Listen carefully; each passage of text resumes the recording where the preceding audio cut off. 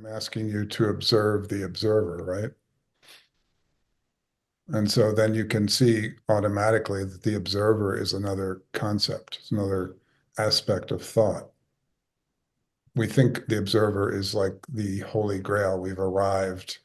We now have this thing that's paying attention to everything but isn't impacted by anything. And then we go, okay, I notice that I get angry every time someone asks me the question about what I know and don't know. And therefore, I now know that I get angry and now I don't get angry. And the observer has now changed me.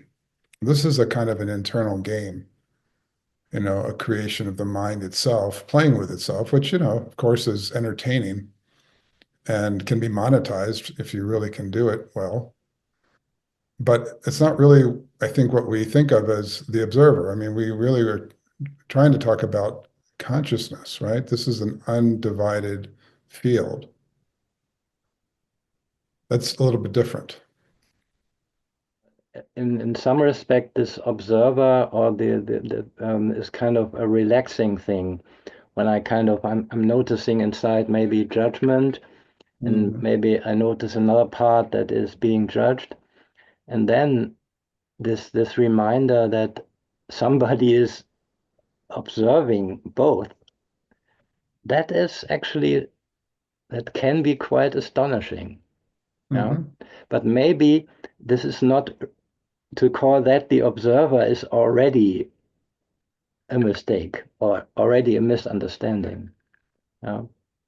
Yeah, I think so, because it's not really an observation, it's really a creation. It's the mind creating more story, more narrative, but in a more, in a more pleasant way, like you say. It's like there's something that's nice about observing because it has a certain kind of detachment. And you could almost say that this is a kind of, maybe all of us have had this experience at some point in our life where we noticed that thought existed, Yeah. right? There's a certain point where thought doesn't, you're born, and there's not really thought, there's just sensation and, reflex. And then slowly you're convinced through indoctrination of loving parents or unloving parents, either one, it doesn't make any difference, that thinking is good, right? So now we have thought, and that's just the world we're in. And then at one point, we pop out of that for a moment and we see, oh, that's thought. There's a whole conceptual world there in which I've been living, but not realizing that. So this is a kind of state of like an elevated state that we could say is the observer. And then we say, well, that's it. I'm now observing everything. But I notice that in that, I'm not actually connected to anything. Like there's the observer, there's the thought world, the emotional world, and it's all very cool, but not very integrated and pretty fragmented. So then we have to consolidate it into something like a macro story, which is what spirituality or religion is. And now I've got a coherent narrative, but it depends on this sort of fundamental belief, whatever that first belief is. Like if it's Christian, you have to believe in Jesus and, God and all that. So that's like you have to jump to belief. If it's spirituality, you have to believe in enlightenment or improvement or, you know, bhakti or the heart. I don't know, some ideological place. So this is the mess we find ourselves in. To me, it's all the same. It's like it's all the same stuff. It's all made from the same clay, just different pieces. So we can rearrange the furniture on the Titanic, as they say, or we can notice that the whole ship is sinking. And what is it sinking into, right? So this is the ocean. Now, what is that? I can't observe that, right? Because I am that.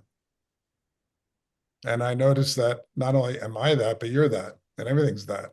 Everything we're talking about, the observer, the observed, thought, emotion, all of that is somehow extruding from this vast, timeless, meaningless, locationless quality. It doesn't have any utility. So that's a different to me, a different quality. Like I'm talking about it, so obviously I'm using words which create concepts, but it's not that. It's not the words. And when I say, okay, can you observe consciousness in the same way I asked you, can you observe the observer? You can't observe consciousness.